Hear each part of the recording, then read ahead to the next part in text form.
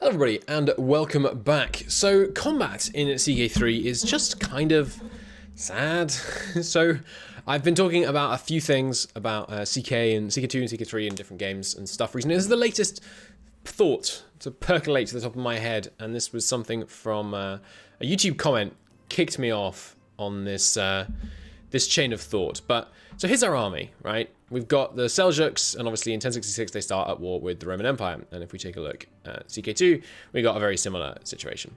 So first off, before you even get into combat, here's the image that we get for displaying this army. Okay, so we got the commander, we have his advantage score.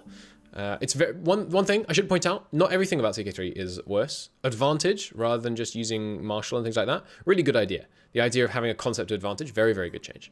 But anyway, so we have this guy, we've got the attrition rate, we've got how much supplies they have, we can split them in half. It took them a while, I think, to add a shortcut to that, but you can do it now. It's the wrong shortcut, but that's okay.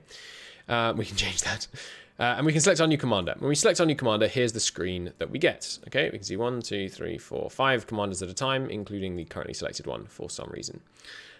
We can also see people that we can recruit in to be the commander, which is good. That's a good change. You'll note that there's only kind of 2 things shown here. We can only see their advantage and then any commander traits that they have. Let's go to CK. First off, you can immediately see the breakdown of troops in the army. You don't get that in CK3, right? It's just that this one happens to all be levies. Right. So they've got the concept of levies and men at arms. Bad change. Boring change. Dislike that. It means you have control over a much smaller portion of your army. Sad. Sad, basically. Obviously, it's arguable. This might be more historical. I don't care. It's not a historical simulator. It's a game. So this is just boring. The army that we're starting off here with is far less diverse. And even if we did have all the men at arms that we start with raised, we'd only have 3 total troop types: Orangers, horse archers, and levies, which is sad. Whereas in Crusader Kings 2, we have all these different troop types with all this beautiful little art. It is rather small. Can I change the UI scaling in game? Probably not, right? Oh, I think I can. Ooh. No, must restart the game. All right, I'm going to restart the game real quick so you can actually see this. Oh, Jesus. The UI scaling in CK2 is really bad. We'll chalk that one up as a win for CK3, because this is just, it doesn't upscale the images at all. It just stretches them. Anyway, and the text doesn't work. It does say experimental, to be fair. Anyway, so we can see all these different troop types, and all these different troop types have different stats, which is cool. It's fun. It's interesting in the different phases of combat and things like that. And you can create these much more diverse and dynamic armies in CK. Now let's look at selecting a commander. Immediately, I can see 6 commanders. And I believe it does not include the one that's currently selected. Right, it puts them, okay, it does include the one that's currently selected. So you can see 5 commanders, or 6, 5 or 6, depending on what you got there. And then you have all these different traits. And why do you want to see all their traits when you're just trying to select a commander? Well, if all you're interested in the commander traits is, that's fine. You can just look at the left, because the commander traits will be on the hard left of the list. But also, some of these have impacts on what tactics they're likely to use and things like that. And you can also find people who might be troublesome. So in CK, let's say I want to assign someone who is ambitious and might be troublesome. That's going to be much more tricky to do in this system. Whereas here, I can do that much more easily. I can see their religion, for example. Let's say I want to kill off the Shia members of my court. I can try and put them into command. And you might be saying, Christo, you haven't addressed the most basic change, but don't worry, we will get to that in a moment. So let's start a battle in CK2 and get things started. We will put someone in charge of each flank here. I can see what the terrain bonus is going to be for them. I can see what penalty I will suffer, and those 2 are separate things, which is nice. So it's easy to tell when you have a terrain penalty and when you don't, things like that. Whereas here, I can't see if there's going to be a terrain penalty. Is that true? I'm not sure if that's true, actually. Hang on, let me find somewhere which would... Yeah, okay, hills here.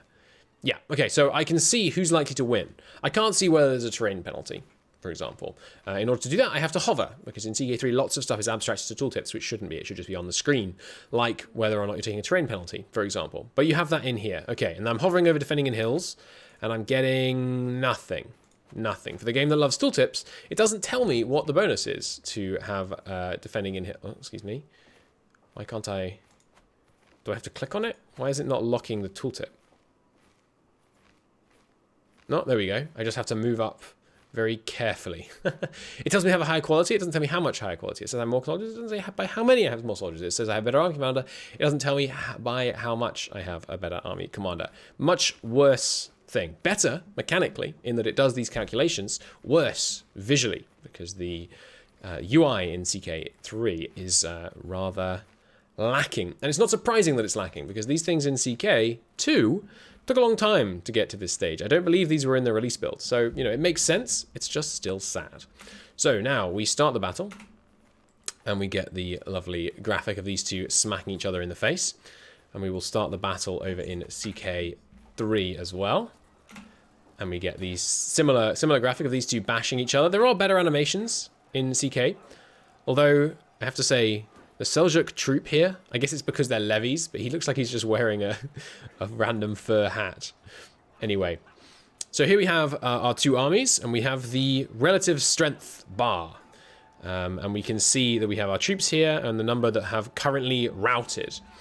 And if we unpause for a moment here, we'll see that people start routing immediately, which instantly crushes the idea that the warfare system in CK3 is more coherent than in CK2. Because people didn't just rout in a dribble through the battle. That's not how that worked. I mean, a couple might, but you basically, a flank or a section of your army would break, and then that bit would rout, and that would give you different stuff. We do have a number of knights down here, which is a good new system. Credit where it is due. But fundamentally, first off, this is obviously less of a problem if you have a big screen, but this is my natural eyeline height. I want you to observe where I have to be looking. For this battle screen. Why is it down there? Why put it at the bottom of the screen? I know why. I think I know why. It's because you want me to look at this cool animation you got here, but this isn't what matters. This is what matters. So let me pop it out. Let me move it. And whereas in CK2, we have this. It's a more convenient eye height, which I know is just partly preference. We can also see how many people died per day, which is very helpful. We can see which phase they're in much more easily. And of course, we have 3 flanks. And this is the fundamental advantage that I wish to talk to you about. It's a much better system to have these 3 separate flanks, because that means that when people rout, a whole flank routes, which means you can then crush in from the side. And if the center routes, you can crush out from the center. And I can see those flanks really clearly on here, and I can see what phase they're on, all in this nice little compact bit of UI here. And if we let the battle go on a few ticks, we can see also there's different tactics being used, and you can affect these tactics based on which troops that you put into the army, which is really cool. Meanwhile, we go over to CK. Are there tactics in CK? I honestly don't know. I don't think there are. I think there's rolls instead. Don't do that. Rolls are bad. Don't do rolls. It's not a board game. Are there rolls in CK2? I forget. I don't think there are. I think there's just rolling what tactic you deploy. I don't like rolls. I know I like E4 a lot, but rolls are bad. Don't do rolls. And you can see, I think you can see what the next tactic's going to be. Yeah, so you can see that there's this bunch of different tactics going to be used. And they're fun, they're interesting. You don't have to engage with them. They are what is called in some of the dev diaries of Grey Eminence, a phrase that I'm really liking and I use more, optional complexity. You can choose to care or not care about tactics and you'll do just as well. But having the system existing just adds a lot more flavor and depth and the ability to invest in commanders who are more likely to do narrow flanks and use the right tactics. So there's this skirmish tactic of having a good advantage because they've got these light cavalry and lots of archers versus us and things like that. It really adds a lot to the combat. And then if we keep it going, we can see that the Varangian Guard holding the right flank, their morale is collapsing. So in a moment, we're going to see this pursue kicking in. So we have different phases of the battle going on. And then if we wait a little bit more, we'll see that the harass tactic is now coming in from the side. So we're flanking. This is meaning you can set armies up to do this. You can put cavalry on the flanks. You can put something that's going to hold the line in the center but not do much damage. And you can put big heavy cavalry on the side, smash the flanks, flank their center, and then attack them and get all these bonuses. Meanwhile, in CK2, the progression of this battle, the only thing that's going to happen is I'm going to get pop-ups about soldiers wounding knights and knights getting wounded, which is it's happening on a per character basis. It's very boring. It doesn't really add much at all. And then I'm just going to see this bar move in one direction, pretty much inexorably in one direction as these rolls happen.